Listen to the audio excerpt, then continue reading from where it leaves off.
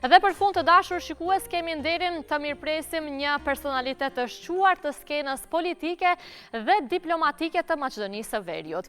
Me një karrierë që përfshin më shumë se 3 dekada, ai ka qenë një zë i rëndësishëm në ndërtimin e demokracisë dhe në përpjekjet për integrimin euro-atlantik të vendit.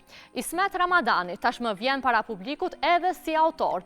Ai sapo ka publikuar librin e tij të parë në ndrithijet e politikës, Rrëfimet të pathëna, një rrëfim i guximshëm dhe personal mbi prapaskenat e politikës, momentet vendimtare dhe figurat me cilat ka ndar jetën parlamentare ndër vite. Sot do të flasim pikërisht për këtë libër, çfarë sjell ai ndryshe, pse u shkrua tani dhe çfarë duhet të di publiku për atë që zakonisht mbetet pas kuintave. E mirëpres tani në studio për ta përshëndetur për herë të parë me shumë kënaqësi, urdhroni nderuar dhe mirë se na erdhët. Është shumë kënaqësi që t'ju kemi. Mirë se erdhët. Është shumë kënaqësi. Privilegj, vendi juaj është aty. Me një shkas tani, ë? Po, me shkas. Për herë të parë keni botuar librin që tani më edhe unë e kam në duar, edhe pse unë isha edhe në promovimin e librit. Ne kur biseduam thash që ju lumte edhe për atë organizim që ishim munduar ta realizoni në mënyrën më të mirë dhe më të veçantë, por që nuk munda që mos t'ju kem edhe në studio. Faleminderit shumë, edhe për prezencën ditën kur u promovua libri, megjithatë unë e mbarë si konsiderat dhe një kujdes jo vetëm ndaj meje, po edhe ndaj vetë eventit pra që u mbajt, kështu që ju falenderoj edhe njerë. Shumë kënaqësi që ishim. Zoti Ramadani, çfarë ju shtyi të shkruani këtë libër dhe pse pikërisht tani? A ishte një nevojë për të rrëfyer të pathënat apo për të ndryshuar disa momente ndoshta të errëta politike, duhet quaja kështu? Po, pyetje shumë me vend që ma kanë shtruar edhe shumë të tjerë, po është interesant kjo, tani e kam kuptuar se ai momenti, qasti për të vendosur për të shkruar një libër, si duket vjen në kohën e vet. Edhe kuptohet ndonjë shtytje prej anash, ndonjë nxitje të dashamirëve, dhe kështu edhe vendosa të shkruaj. Unë edhe ditën e promovimit librit e përmenda këtë një ndeje zakonshme familjare, pra kur t'jem të mi në një mënyrë si kur deshen të më inkurajojnë dhe të më thonë se vitet po kalojnë, shumë rrëfime kemi dëgjuar të cilat në publik nuk janë të njohura. Pse nuk i shkruan, babi? Por në përmuret e shtëpisë, ë? Por në përmuret e shtëpisë, ose me ndonjë shok aty këtu ndonjë udhëtim. Miq të afërt, po.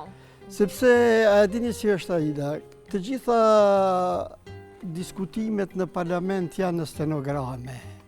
Shumë e saktë. Televizioni ka përcjell, ka kanal të posaçëm dhe ato ekzistojnë, domethënë si të tilla. Pastaj debatet politike në të cilat unë kam marrë pjesë, po ashtu. Gjithçka ka qenë transparente dhe e njohur për opinionin, për publikun, për... Mirë po ka dhe çështje të cilat janë rrëfime të pathëna, ose gjysmë të thëna. Dhe e mendova, thash, t'i ndaj me publikun, t'i ndaj me lexuesit, edhe ato ngjarje, qofshe ato politike, apo kulturës, sportit, sepse në një karrierë të gjatë, neve kemi qenë të detyruar pra që t'japim kontributin, jo vetëm në fushën politike, sepse në vitet 70-ta, 80-ta, kur unë mbarova studimet, a para se të shkoj në studime, unë për herë të parë edhe unë ndesha me diskriminim, t'ju kujtoj pra lexuesit, po edhe shikuesit tuaj se kur unë shkova të regjistrohem në Fakultetin e Shkencave Natyrore këtu në Kimi, administratorja e mori diplomën time për regjistrim dhe kur e pas se ishte e shkruar vetëm në gjuhën shqipe, me një refuzim dhe me një me një qëndrim shumë negativ, thotë këtë gjuhën nuk e njohim ne. Dhe pas asaj unë ndjeva shumë keq. E mendova të vazhdoj studimet me këtë start, me këtë pritje. Me një demotivim. Po dhe me njerë u ktheva te sekretari i shkollës, atëherë ishte Abdullah Kalishta, i njohur, për ndryshe edhe i burgosur politik dikur, edhe më udhëzoi që me njerë të marrë diplomën, dokumente dhe të shkoj në Prishtinë të regjistrohem. Po flas për vitet 72-73. Po. Dhe kështu ndodhi. Mbarova studimet dhe kur diplomova te akademik në Gjatë Daci, në Institutin e Kimisë, ai më thiri në kabinet. Tha, ti do të kthehesh në Maqedoni, por ti nuk e ke detyrë të ligjërosh vetëm kimin. Detyra ite dhe ju studentët që mbaroni këtu në Maqedoni duhet të ngritni edhe dijen kombëtare, të organizoni rinin. Dhe unë kuptova të mora si amanet, të them drejtën, sepse profesor në Gjatë Daci, tani akademik në Gjatë Daci, ishte kryetar parlamenti, kryetar i parë i parlamentit në Kosovë. Por që ju ka shërbyer. Po i mora seriozisht ato porosi dhe pastaj u ktheva në Haraqin. Në Haraqinën time, në të cilën atëherë për fat të mira po të keq, unë ishe i diplomuar i parë. Po kjo, kur je i diplomuar i parë, sa është privilegj, aq është përgjegjësi. Edhe përgjegjësi, shumë e vërtet. Ju e dini mirë se fshati i madh Haraqina ishte një fshat i përzier nga gjitha fshatrat, pra mbi 70 fshatrat të Malësisë dhe të vendeve tjera. Dhe si obligim të parë mora pra që popullor që thonë t'i hapim kapigjikët në fshat, të bashkoj rinin. Dhe i ra ideja me, atër ishte kryetari i rinis Murat Ajdini, dhe i mblodhëm udhëheqësit strukturat e themelum Shkëndijën. Por ajo Shkëndi nuk ishte vetëm futboll. Në fillimisht keni filluar me Shkëndijën. Po, si reflektim kombëtar ishte. Sepse duheshte të përgatitet një rini. Në vitin 77. Po, shumë bukur, po, 77. Dhe duheshte pra të kemi një rini të shëndosht, jetë reziliente, pra të jetë e qëndrueshme nga erara që frynin atëherë, pra. Sepse me gjithë atë jetonim në kohë diskriminuese, në kohën irredentizmit, nacionalizmit, akuzave nda shqiptarëve, ishte një politikë pro-sërbe laboratorike këtu në Maqedoninë e Veriut. Dhe kështu pastaj u punësova në Zeflushmarku, në gjimnazin në të cilin kisha kryer si nxënës. Si nxënës, pastaj si profesor. Pastaj si profesor. Edhe mandej erdhi momenti edhe si drejtori i gjimnazit. Po t'ju them të drejtën, unë e kam shkruar edhe në libër, e kam pranuar atëherë me shumë frikë. Ajo ka qenë përgjegjësia e parë si pozitë sepse ishte përgjegjësi shumë e madhe, po insistoi atëherë drejtori atëhershëm, pra Ahmet Hajdari, i cili ju mor mandati si padëgjueshëm, ju shpall në atë sistem. Unë rezistova, isha vetëm 31 vjeç, diçka ishte ma interesante, mbi 70 ndoshta %, ishin profesor të mi që i kisha pas. Që i kishi pas më herët. Dhe i them drejtorit atëhershëm, po si unë do të menaxhoj, do të drejtor me profesor të mi. Jo interesant është, ndodhi edhe ajo dhe du ta përmendi patjetër. Profesorët e mi e rritën e dyfishuan përgjegjësinë dhe devotshmërinë për nxënësin e dikurshëm të tyre që tani drejton të gjimnazin. Kohët ishin të vështira, fatmirësisht duheshte ta kryj mandatin, si thonë në popull faqebar, dola, edhe mua njësoj si Ahmet Hajdarit. Ma morën mandatin, më shpallën të padëgjueshëm. Ka vazhduar pastaj kjo edhe tek të tjerët ose jo? Pastaj vinë valë tjera, në vitet 90 vjen demokracia dhe ndryshojnë. Drejtorët e ardhshëm e kanë pak, do të kenë patur pak më lehtë, sepse në një mënyrë u çliruam pak a shumë në kuptimin e shprehurit, qëndrimeve, kështu me radhë. Se atëre për çështje banale mua më shpallën pa dëgjueshëm, mbi shkrimet, për shembull në zyrën time pse ka shkruar direktor, drejtori ose në për kabinete edhe maqedonisht edhe shqip, ata insistonin të hekim mbi shkrimet. Të shkruan orat e mësimit vetëm maqedonisht e kështu me radhë. Absurde, zvoglimi i paraleleve. Por që ju nuk jeni dorëzuar nga kjo moment. Po fatmirësisht jo. Bile mendoj që ju ka forcuar në një farë mënyrë dhe ju ka ngritur edhe më shumë në piedestal. E drejtë është, fal një kolektivi shkëlqyshëm pra profesorëve, për krajes e tyre, për krajes kështu edhe më të gjerë, mandej ndodhja i rasti Araqinës, prishja e mureve. Dhe unë atëhere kuptohet si njeri i cili duhet të merrte më shumë përgjegjësi e udhëhoqja një protest demonstrat pas rënjes së viktimës pra Nureddinit. Dhe ajo mbahet mend në histori, pra ne me arkivol shkuam para parlamentit, para kuvendit. Atje pra protestuam për të kundërshtojmë prishjen e mureve dhe mandej me një delegacion unë hyra mbrenda dhe atje shpalosa të gjitha çështjet, problemet tona dhe me këtë në një mënyrë unë sikur padashta sikur fillova të hyj politikë, sepse ato ishin çështje politike, Tupurkovski, Vasil Tupurkovski, ishte antari kryesisë Jugoslave, atë drejt në Araqin. Aja amortizoi gjendjen, unë fillova të raportoj për situatën. Mirë po unë nuk e kisha vrejt, ishte mush salla me ato mantilat të atyre agentëve të atëhershëm të UDB-s. Dhe e mbaj mend një fjali kur Tupurkovski më thot, fol lirisht se unë jam garant për ty. Atëherë ishte pak ma liberal. Me thënë me pikpamje ma liberale Tupurkovski. E unë e shfryzova rastin e hapa dhe çështjen e arsimit, çështjen e paraleleve, mbylljes paraleleve. Ke ditur se ku ta gjesh momente dhe në çfarë tema të kyçesh. Atëherë ma hym në demokraci, hym në politikë. Dhe unë atëherë isha në studime i çrregullt postdiplomike në Zagreb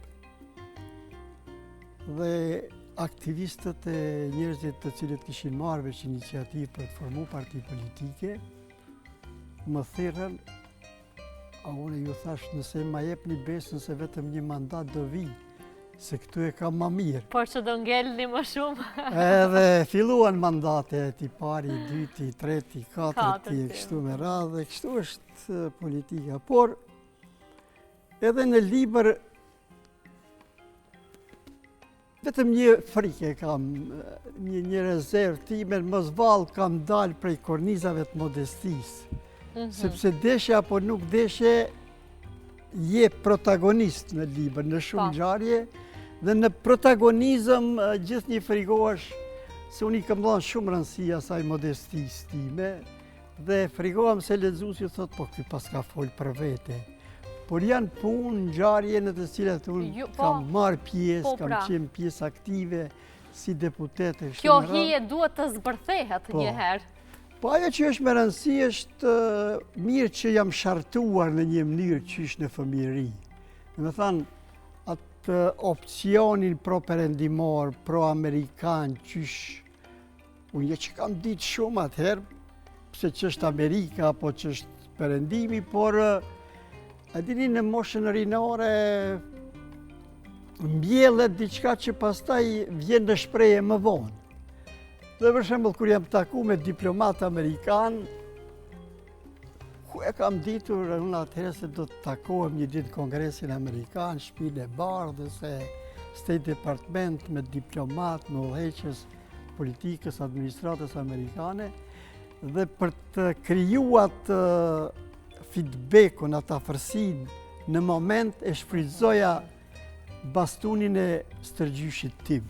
Po. Ju e keni dëgjuar. E kemi dëgjuar në promovim, po do doja që ta dëgjojnë këtë rrëfim edhe gjithë shikuesit. Dhe ai, unë isha në shkollën fillore, për çdo ditë më pyette çfarë mësuat sot, çka keni mësuar sot, i interesant. Edhe unë një ditë thash, po mësuam sot, arsimtari na tha se Rusia është më e fortë se Amerika. Sa e kam mbaru fjalin, unë ai me bastunin shkopin shpinës. Mos dëgjoj edhe njerë, Amerika është më e fortë, Amerika është për ne, Rusia për Rusinë, ishtë antikomunist. Më thënë, ja kanë bjellë, që asë kohë? Edhe ku ju të regosha unë diplomatëve, më kujtohet Christopher Hill, ishte ambasador këtu, edhe ai më shtrojnë kështu pyetja, ishte një shakagji i mirë kështu, ironizante me simpati. Aty prenga kështu, ka të erdhi ky amerikanizëm, pro-amerikan. Thashe e kam hangër unë me bastun shpinës këtë. Edhe ja të regove rëfimin, a? Kër i të regova, më tha, ju deserve it, ju tha, e pas keni meritu. Më tha, mirë ta pas ka bë, stërgjyshi. Po, me një kështu komunikim kuptohet, të relaksume. Edhe pastaj,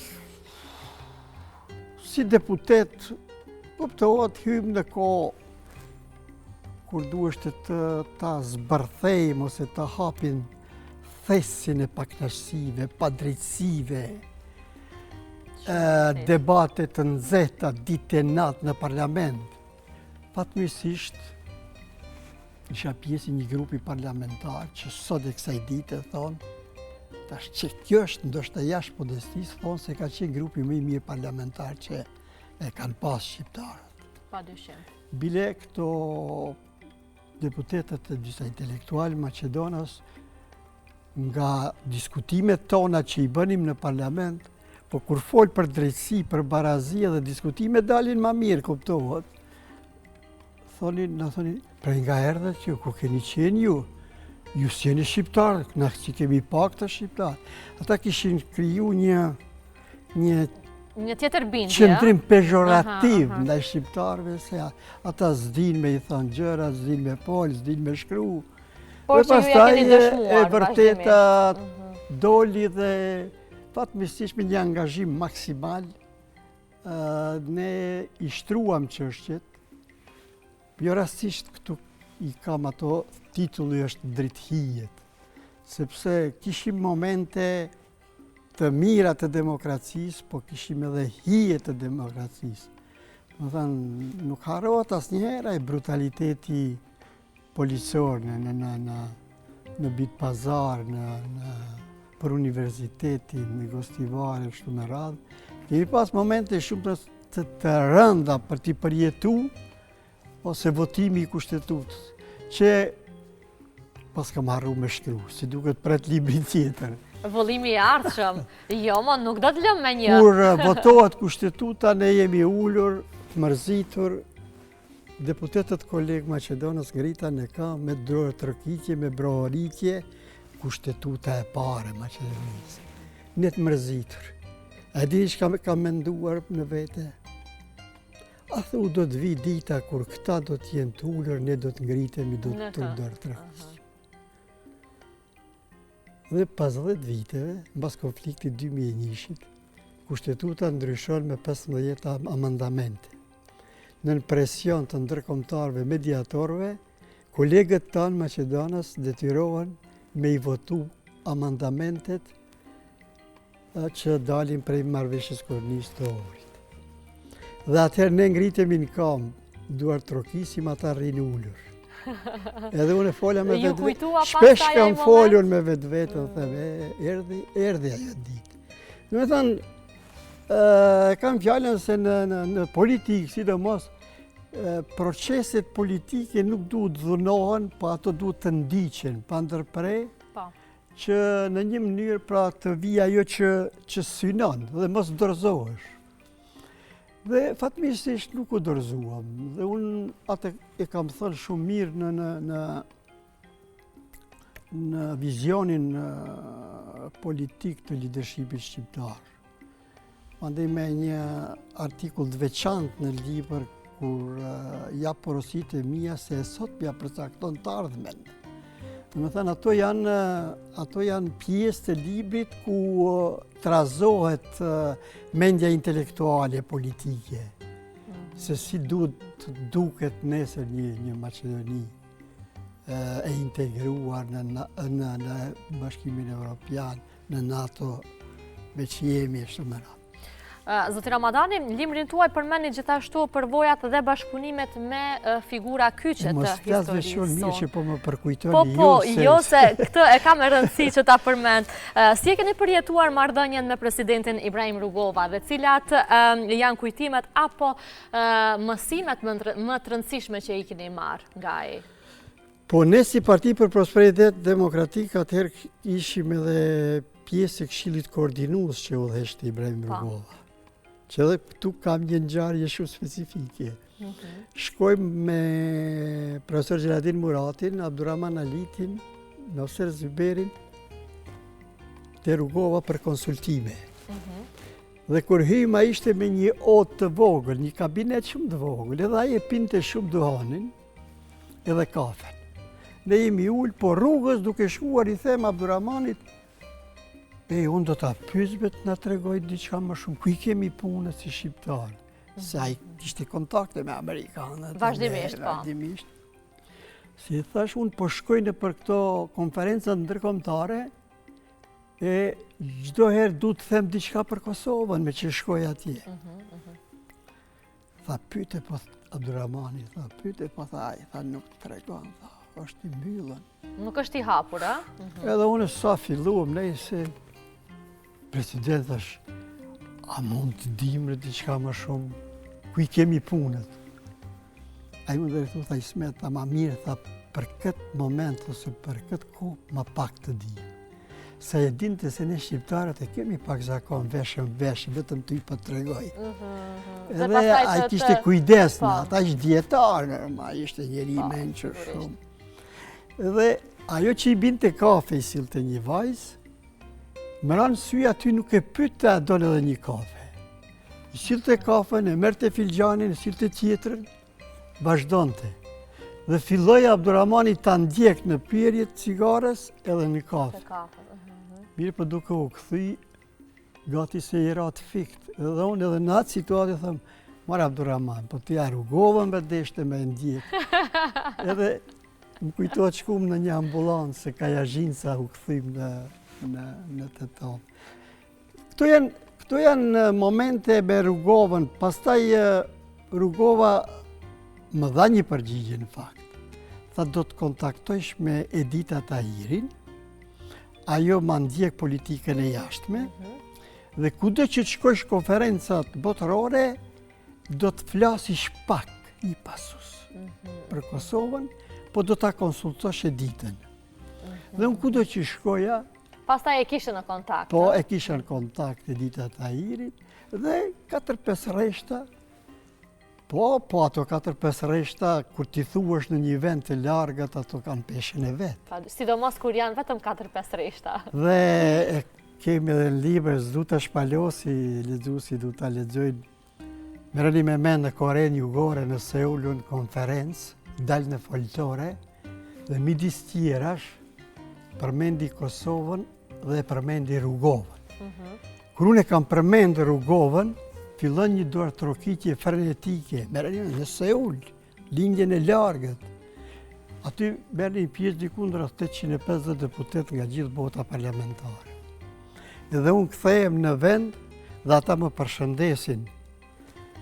Ula, mora frym dhe në vetësh, ku pas ka ardhe emri i Rugovës. Por ti nuk e prisje realisht, atë reagim? Jo, se shumë largë. Unë mendoja se këtu në perëndim, Washington, në Europë, po në lindjet largë. Por deri atje jo. Dhe këto janë ato momente për të cilat Ndoshta s'po mund ta mbaj një kronologji, një renditje, ndoshta me pyet. Janë rrëfime të sinqerta. Brigjita. Mos ta harroj. Është shumë interesant ta dëgjon. Prandaj edhe janë rrëfimet, pa thëna. Kishim problemin e universitetit. Ishte komisari Van der Stuhl nga OSBE-ja dhe Këshilli i Evropës dhe kishte marrë për detyrë ta zgjidh problemin e arsimit shqiptar në Maqedoni për shqiptarët. Atëherë funksiononte Universiteti i Tetovës që nuk e njifte shteti. Van der Stuhli vinte më shpesh dhe kishte marrë rrugën për Tetovë, duke shkuar andej zakonisht shitnin dreza fshatarët e Dervenit aty vendit. Edhe me këtë përcjellësin e tij ndalet për qejf, ndoshta me ble dreza. Edhe i afrohet aty fshatarit. Ky që e përcjell thot a din kush është ky? Jo, ky është Van der Stuhli. Ky fshatari si e kishte ndëgjuar se në mediume. Sigurisht. Van der Stuhli veç i drejtohet, i lën dreza, çfarë dreza? Universitetin e duam. Wow. Çfarë emocioni. Shiko, kjo është edhe emocion, është rënqethse. Dhe Van der Stuhli pastaj kur na tregon neve, thot aty e kuptova se ky është projekt gjithpopullor. Do të thonë një fshatar nuk intereson e shiten drezat, i ka hyrë në kokë pra universiteti. Dhe pastaj rodhen si rodhen ngjarjet, edhe na thirr në Hag Abdurrahman Aliti, Xheladin Murati dhe unë, na mban 3 ditë atje, kishte marrë disa ekspert, bile një nga Kanada, për shkak të raporteve me Quebecun që i ka Kanada, si pjesë e Kanadës. Dhe ata fillun të na bindin me një projekt që sot është Universiteti i Evropës Juglindore. Mirë po ne nuk e pranonim një propozim tjetër që i kishin ata. Cili ishte? Ata insistonin me mbyll Universitetin e Tetovës dhe me hap Universitetin privato-publik. Ne ishim një zërit aty se projekti na pëlqeu, projekti i Evropës Juglindore. Por jo të mbyllet. Po jo të mbyllet Universiteti i Tetovës. Dhe aty nuk arritën të na bindin. Ka pas përplasja? Po, kishte përplasje, kishte edhe pak nervoza, se ata kishin bërë një projekt me vërtet projekt mirë, po Universiteti i Tetovës tregova atë me dreza fshatare. Universiteti i Tetovës ishte bërë pjesë e jetës të secilit qytetar shqiptar. Dhe u kthyem pa ndonjë rezultat konkret, pastaj kishku një palë tjetër, një partije tjetër, e cila ishte pajtu për Universitetin e Evropës Juglindore, por ishte pajtu edhe për mbylljen e Universitetit të Tetovës. Dhe ajo pastaj shkaktoi një përplasje me rektorin Fadil Sulejmani. E një pjesë të politikës, pa emrime s'duhet që të demitizoj njerëz të cilët i mban mend populli, por qëndresa e rektorit Fadil Sulejmanit me stafin profesor e student është e pashembullt. Nuk qëndroi politika sa qëndroi rektori Fadil Sulejmani që të mbjetoj dhe të funksionoj. Dhe erdhi koha me qëndresë, dhe me thënë, që u legalizua dhe Universiteti i Tetovës, dhe atë që tregova në promovim, si duket e keni dhënë në kronik. Po, ka qenë në kronik. A ishte moment shumë interesant në katedralin e New York. Po. Në lidhje me këtë kam edhe një rrëfim.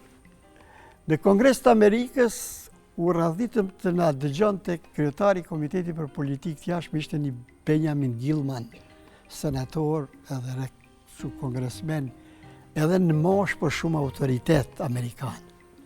Dhe tash Bujar Bukoshi, Fadil Sulejmani, Arben Xhaferi, unë, Thierry Las Halimi, Riza Halimi nga Presheva, Bujar Bukoshi kishte shkru, foli për Kosovën, pavarësinë. Do më thënë ishin fjali që përsëriteshin, po Vazhdimisht, po. e mori fjallën rektori Fadil Sulejmani, kur ka fillu për universitetin Fadil, me lapsin dorë, ai karshe dëgjon me emocione, e përmend se si është hape, brutalitetin e policisë, se si funksionane, përmend porojën e reqicën e gjepqishtën, tash për geografin amerikane, këto fshatras për Gilmanin. Janë të panjohur, kupton. Mirë, po ky e bën të atë me pasion dhe pak e zgjati. Amerikanët edhe në letra kur i shkruan edhe kur flet nuk duan shumë. Të zgjerohen. Po, të zgjerohen. Mirë, po ai Gilmani krijon një simpati ndaj emocioneve të rektorit Fadil. Bujar Bukoshi e preku pak me kamp, ti thot Fadil Sulejmani të ndalet, që të vazhdojmë ne tjerë. Ai harroi se është, do të thënë, i pasionuar, rrithot me ty aty. Ti nuk e di çka është universiteti tetovës. O zot. Do të thënë, ai e bën te kështu në perceptim të parë sikur jo në nivel shumë intelektual, mirë po shiko emocionet dhe përkushtimi, pasioni ndonjëherë e mundin edhe atë paraqitjen intelektuale. Natyrshmëria që është munduar ta. Këto janë momente, më përkujto pak se do të shtu. Unë nuk naqa, nuk pas kam shiuar kohë gjatë në të një bisedë ka Se shumë. për lexuesit e ardhshëm e për opinionin, këto janë shumë pikante, interesante. Shiko, Aida, edhe për shikuesit. Në këto rrëfime, ndonjëherë unë e kam luajtur rolin edhe të një Ciceroni, si guid turistike. Sepse, kur kam shku në vende egzotike, vende të largëta, përveç që kam folë për konferencën, kam regjistruar momente të cilat janë interesante, relaksuse, që provokojnë edhe lexuesin. Po ajo është më e rëndësishme, një ndër to ishin edhe këto rrëfime që në thatë. Po. Për shembull në Kairo, unë kam folë konferenca, kështu me radhë, mirë po, si mos ta shkruaj vizitën në rezidencën kalane Muhamet Ali Pashës. Shkojmë ne 800 sa deputet në grupe, kishte anglisht dhe frëngjisht Ciceronat flitnin. Atje është një xhami e vetmja me minare turqisë, gjata se në Arabi, shtetet arabe zakonisht janë minaret e shkurta. Po flet Ciceroni. Unë isha me delegacion, edhe 2 Macedonas kolegi kisha. Dhe në një moment thot, si ishte portreti ti, ky është Muhamet Ali Pasha me ministrat e tij, për ndryshe me prejardhje shqiptare. Merreni me mend tash. Dhe si unë ndjet jo? Po merreni me mend, këtë si unë ndjeva unë. Ta paramendoj. Edhe këta 2 kolegë Macedonë nuk U habitën, besoj. Smet e vërtet është kjo, po nuk ju kam faj që ju nuk lexoni për ne. Po, e vërtetës se thashon, thash, e tha njeriu i vendit këtu Ciceroni. Po si mos ndihesh krenar? Pa dyshim. Më Kaq figurat shqiptare anë mban botës, domethënë. Mandej atë që tregoj për në Namibi. Duke të përmenda në... E keni përmendur në promovim, po është shumë kënaqësi që t'ju dëgjojnë, sepse shikuesit besoj që e kanë më të nevojshme t'i dëgjojnë këto rrëfime. Po të parlamentin e kanë dëgju, po. Nuk isha dashur gjitha t'i shpalosni, se duhet ta marrin këtë libër, ta lexojnë. Ka shumë aty, ka. Se kjo ishte mjaft pikante në Namibi. Larg, shumë larg, merreni me mend 24 orë ndoshta në aeroplani kemi kalu Johannesburg, mandej në Windhoek, në Namibi. Edhe në Namibi, kur kisha një percepcion Afrika në gjungla, safari, zbritëm, në pritën ato fiset e tyre që kemi parë. Edhe kur hymë me një bulevard, drejt hotelit, kjo është Afrika, më thënë interesant.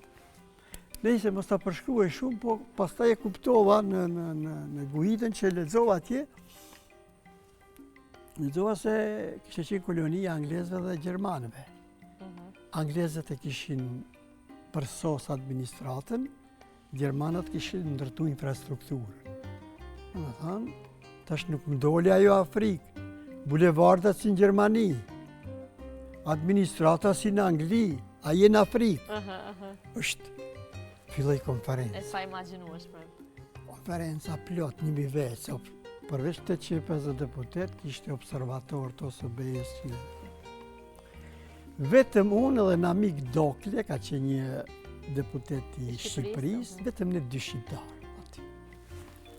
Edhe tu bisedu me në amik, e thëmë, hajtë ta shfryzojmë rastin një rezolut për Kosovën. Ta provoj.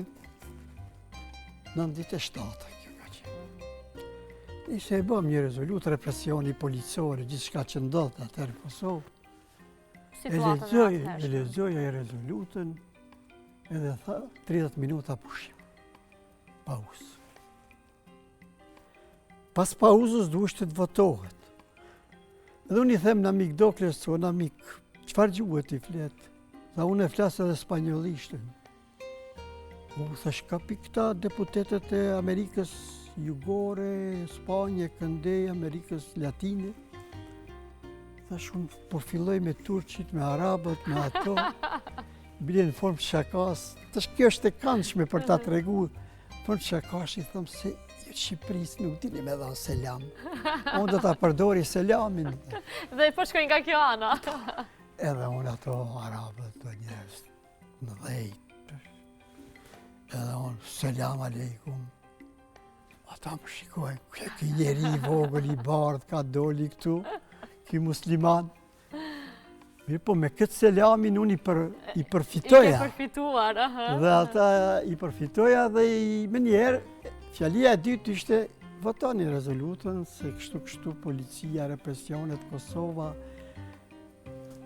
Në anën tjetër, delegacioni i Serbisë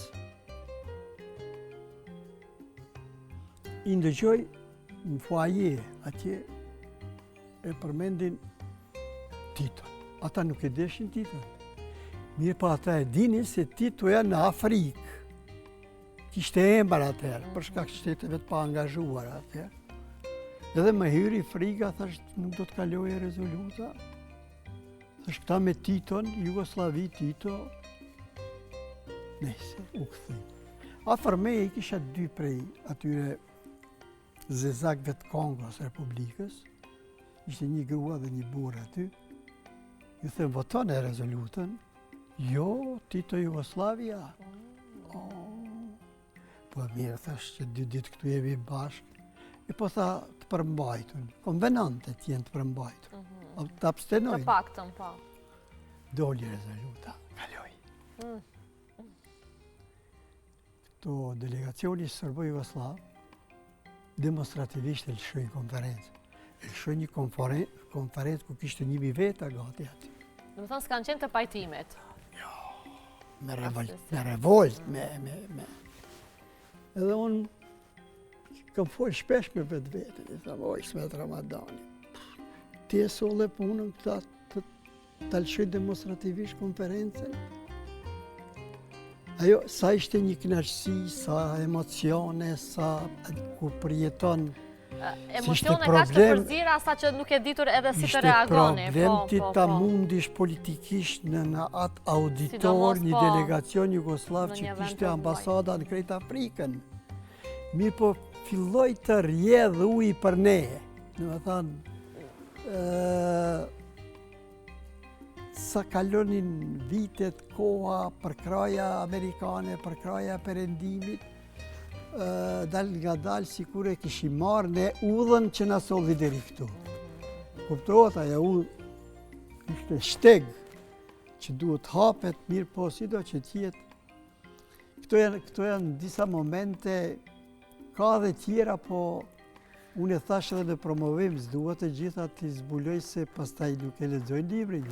Pa tjetër, unë vetë se e kam në duar librin, tani sa ditë unë vetë se kam filluar ta shpjetoj ta lexoj, uroj që ta përfundoj sa më shpejt, sepse ky libër nëse fillon ta lexosh nuk të lejon që të ndalosh aty, sepse vërtet ka shumë rrëfime të sinqerta, rrëfime që duhet të di secili shqiptar dhe i ri posaçërisht, të rinjët sidomos që nuk kanë shumë informacione për politikën e atëhershme, për angazhimin tuaj, rrugën tuaj në politikë, tani e 3-4 dekada, 4 janë bërë? Po që 35 vjetë. Gati 4 dekada. Unë një uroj fillimisht shumë shëndet, më vjen shumë keq që duhet ta përmbyllim këtu. Ka ngellur të gjitha pyetjet pa të parashtruar, më vjen shumë keq. Po pse nuk ndërhyre? Më vjen të keq ka shumë të ndërhyrë, sepse vërtet këto rrëfime janë më të sinqerta dhe janë më të nevojshme për t'i dëgjuar shikuesit. Unë ju uroj shumë shëndet dhe uroj që të na vini edhe me vëllimin e dytë, sepse unë jam e bindur që ka edhe gjëra tjera që i keni të arkivuara dhe që duhet t'i shpalosni. Mendoj që ky libër do t'i shërbente edhe politikanëve të sotëm, përveç të rinjeve. Besoj se po, se ka dhe shumë momente të cilat unë kuptohet me një emision nuk mund të gjitha dhe më mirë është që nuk i thamë të gjitha. Më mirë, po. Që të vazhdoj ajo rrëfimet e pathëna, të vazhdoj të jetoj si hariq për ata të cilët do ta lexojnë librin. Vetëm ta mbaroj me këtë, unë nuk kam pretenduar që libri në të shkruar të ketë në një vlerë letrare artistike për cilën intelektuali do t'jep kritikën dhe vlerësimin e vetë, sepse tek e fundit profesioni kimist më limiton në këtë drejtim, mirë po jam munduar që ju e thatë shumë sinqerisht t'i shpalos ato rrëfime, unë diku edhe familjen time e kam vu në qofshin ato dhimbje apo gëzime, ta ndaj me këtë popull timin, sepse tek e fundit ajo votë e popullit tim më ka dhënë mundësinë që unë 4 anët e botës ti keni kaluar. Ti kam kaluar e kam thënë atë që ka dashur ky popull, por asnjëherë s'do të kisha shkuar në ato vende dhe në ato konferenca, po mos ta kisha fillimin në Araqin dhe votat e qytetarëve të cilat më kanë mundësuar këtë. Po kam qenë me fat si duket. Edhe ne kemi qenë me fat, gjithë shqiptarët që të kemi pas dhe që të vazhdojmë kemi. Po, vërtet të mirëpresim edhe me vëllime të tjera, zoti Ismet, sepse janë më se të nevojshme që ti kemi dhe ti dëgjojmë e ti lexojmë tuajat. Po më shtohen Unë jam shumë krenare që mbi gjitha e them publikisht që ju kam edhe bashkëvendas. Po edhe bashkëvendas edhe mua më vjen mirë, po ja ajo punë jona që thash, rridhte diçka që shkon të drejt asaj që të vim deri në këtë. Sot sa do kudo jemi të lirë, kemi demokraci, kemi probleme. Ka probleme, por ka ndryshuar gjithçka nga ato vitet e 80. Po dhe ti e rezultati asaj pune shpresoj. Filluam me 850 student vitet 90-ta, erdhëm në 20.000 student, rini akademike. Po kjo është potencial, kjo është kapacitet. Kush në ndalë neve tash? Askush. Me këtë potencial. Askush. Shumë faleminderit. Ishte shumë kënaqësi që t'i ndajmë këto minuta së bashku. Faleminderit shumë. Atëherë të dashur miq, ne këtu po përmbyllim emisionin edhe për ditën e sotme, duke shpresuar që ja keni kaluar mirë në këto 2 orë të plota që i kishim me shumë surpriza edhe sot. Shihemi ditën e nesërme me koleget Emia Xhananin dhe Rejhanin. Mirupafshim dhe ditë mbar.